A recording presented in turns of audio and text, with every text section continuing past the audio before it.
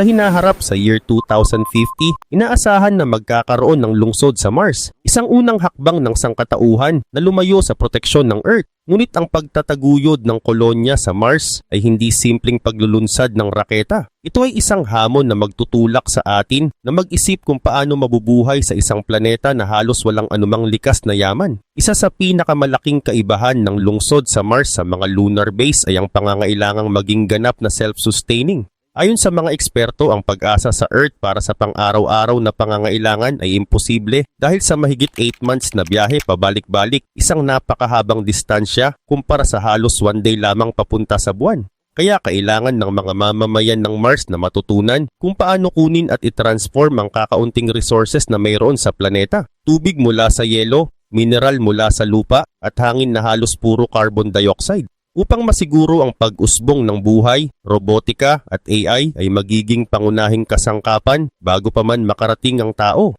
Ang mga humanoid robots tulad ng Optimus ay maaaring magsagawa ng konstruksyon, pangangalaga at iba pang kritikal na gawain sa matinding kapaligiran ng Mars. Sinasabing ang mga robot na ito ay magsisilbing tagapagsanay at tagapagtayo na unti-unting maghahanda sa daan para sa mga unang kolonisador. Ngunit ang kapaligiran sa Mars ay napakadelikado. Ang temperatura ay mas mababa pa sa pinakamalamig na bahagi ng Antarctica. Ang hangin ay mas tuyo kaysa sa disyertong Sahara at halos walang atmospheric pressure para panatilihin ang likido. Ibig sabihin ang isang tao na lalabas ng suit ay agad na mag-freeze, mag-boil at mangangawala ang oxygen sa katawan. Bukod pa rito, mataas ang exposure sa radiation mula sa sun dahil sa manipis na atmosphere ng Mars.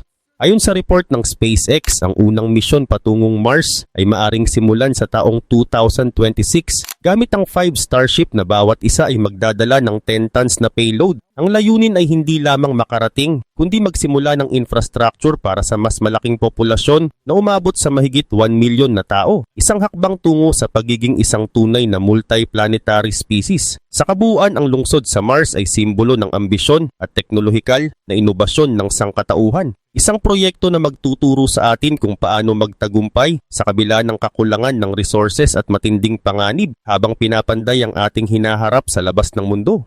Sa unang biyahe patungong Mars, ang pangunahing layunin ay makalapag ng ligtas kahit isang Starship, isang misyon na puno ng pag-aaral at pagsubok. Kaya't plano ng SpaceX na magpadala ng higit sa isang sasakyan sa parehong pagkakataon dahil inaasahan nilang may learning curve pa. Ayon sa mga analyst, sa simula karaniwan sa SpaceX na may mga pagkasira o maliliit na pagsabog, ngunit kapag nakuha na nila ang tamang pamamaraan, kaya nilang ulitin at ipatupad ng consistent ang operasyon. Kapag ang isang Starship ay nakalapag ng maayos at nakapagpalabas ng ilang Optimus robots sa Martian landscape, limitado pa rin ang magagawa nila hanggang dumating ang susunod na wave. 2 years matapos ang unang matagumpay na landing, darating ang unang tunay na colonial fleet. 20 Starship landers, bawat isa ay may 75 tons ng kargamento, karamihan nito ay para sa infrastructure ng mga unang tao na darating. Tungkol naman sa lokasyon ng kolonyang ito, pinili ng SpaceX ang Arcadia region bilang pangunahing kandidato. Matatagpuan ito sa hilagang silangan ng Olympus Mons, ang pinakamataas na bundok sa buong solar system. Ang Arcadia ay patag at malapit sa equator, ngunit may malaking deposito ng water ice, ang pinakamahalagang resource sa Mars sa maraming kadahilanan. Isa sa 2 pangunahing proyekto ng mga Optimus bots ay ang water treatment plant. Kailangan ng tao ng malinis na tubig, ngunit napakabigat dalhin ito mula Earth, lalo na sa 8-month na biyahe. Kaya malaking bahagi ng tubig ay kailangang i-recycle. Ngunit may limitasyon ang paggamit ng recycled water. Hindi mo pwedeng gawing kape ang ihi mula kagabi nang walang kapalit. Bukod sa hydration, pwede rin paghiwalayin ang tubig sa oxygen at hydrogen. Sa ganitong proseso, nakakagawa rin ng robots ng oxygen para sa hininga ng mga kolonisador at hydrogen para sa paggawa ng rocket fuel. Ang pangalawang malaking proyekto ay ang rocket fuel production plant. Bagamat pwede sanang gumamit ng pure hydrogen, komplikado ito dahil napaka-light at reactive ng elementong yon.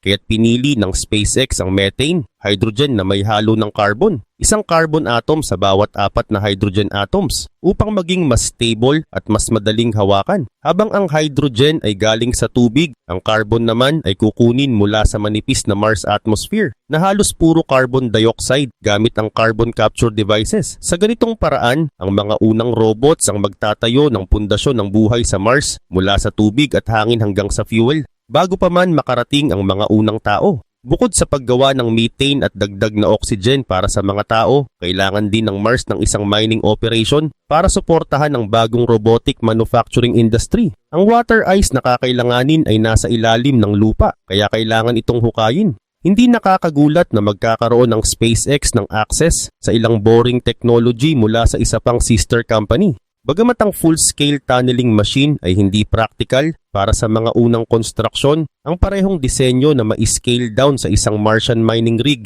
ay magsisimulang buksan ang resources na kailangan para sa survival ng tao at sa pagbuo ng isang sustainable colony. Bilang bonus, lahat ng soil at rock na mahuhukay ay pwede ring i-process para maging parang asphalt na pwede sa paggawa ng mga kalsada at landing pads. Ito ang sitwasyon 2 years matapos ang unang malaking robot landing, posibleng mangyari sa taong 2030. Ngayon naman ay panahon na para dumating ang unang tao sa Mars bilang bahagi ng malaking Starship fleet. 100 landers, bawat isa ay may 150 tons ng cargo.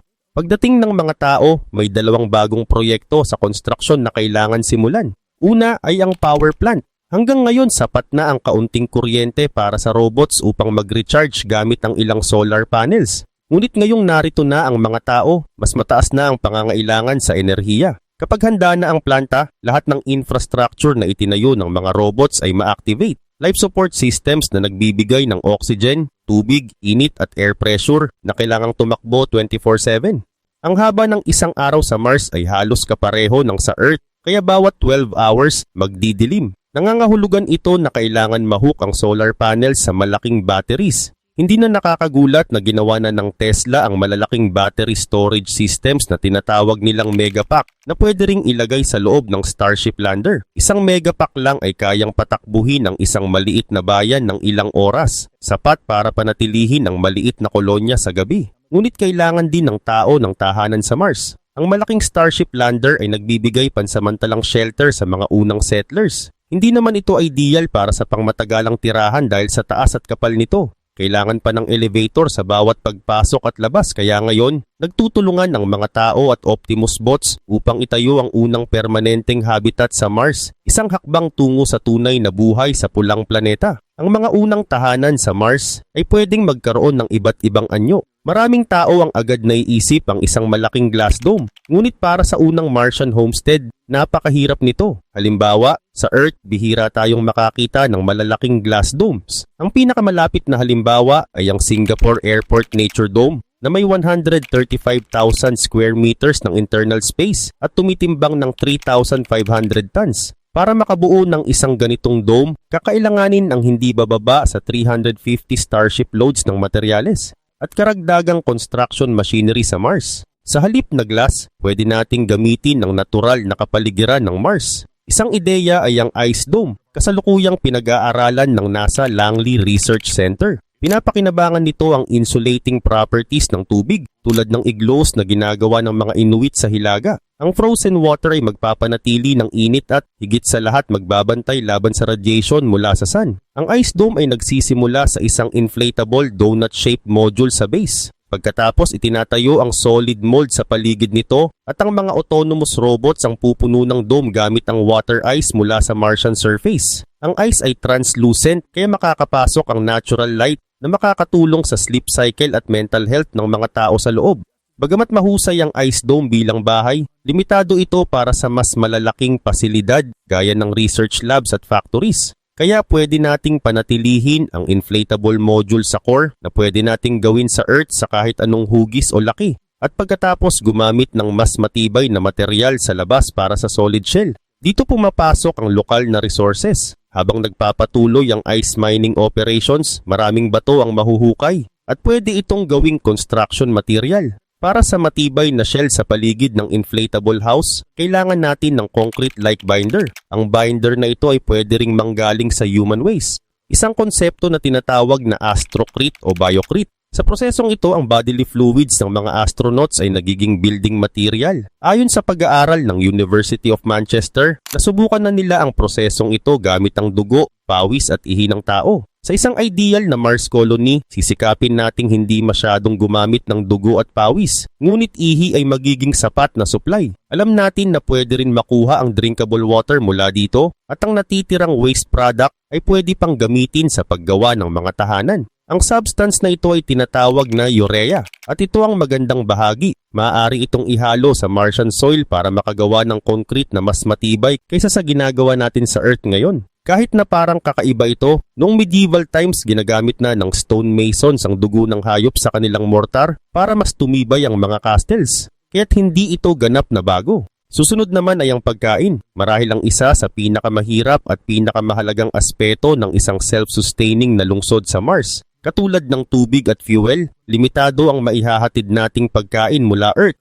Hindi sapat ang dalhin lang ang canned goods o dehydrated meals. Sa kalaunan, kailangan natin ng sapat at tuloy-tuloy na supply ng pagkain na gawa mismo sa Mars para sa 1,000,000 tao o higit pa. Ito ay hindi simpleng tanim. Ito ay pagsubok sa teknolohiya, agham at kakayahan ng sangkatauhan. Mahirap na ang magsaka kahit sa Earth. Isipin mo pa ang Mars. Ang Martian soil ay literal na toxic. Mayroong tinatawag na perchlorates, isang uri ng chemical na may chlorine na ginagamit sa swimming pools para pigilan ng bakterya. Sa Mars, ang parehong chemical ay pumipigil sa anumang itatanim sa lupa na lumago. Ibig sabihin, hindi basta-basta pwede ang tradisyonal na pagtatanim na alam natin sa Earth. Kailangan ng advanced techniques at Mars-specific solutions para maging buhay ang anumang halaman. May dalawang pangunahing solusyon. Parehong puno ng hamon. Una, pwede nating dalhin ang earth soil para sa agriculture, ngunit kahit isang buong starship na puno ng lupa ay kulang para sa pangangailangan ng 1,000,000 na tao. Ang bigat, volume at logistics ay napakahirap.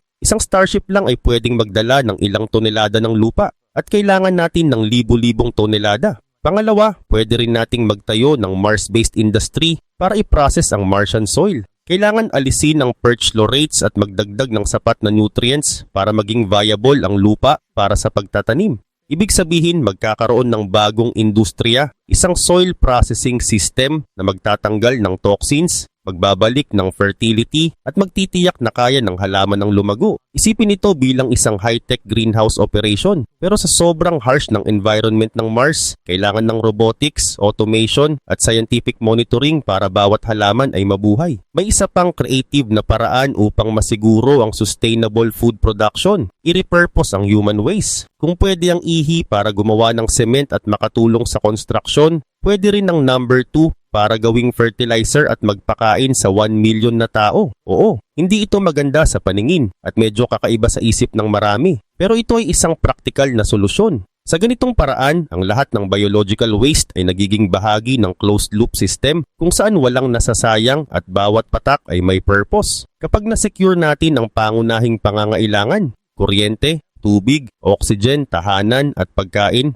at nagagawa natin ito sa self-sustaining na paraan na hindi umaasa sa Earth, ito ang unang tunay na hakbang para maging multi-planet species ang sangkatauhan. Ang bawat halaman na lilitaw sa Martian soil, bawat pagkain na maproduce mula sa lokal na resources ay simbolo ng ating kakayahan at determinasyon. Isang buhay na proof na kaya nating umunlad sa isang mundo na dati ay tila hindi kayang tirhan.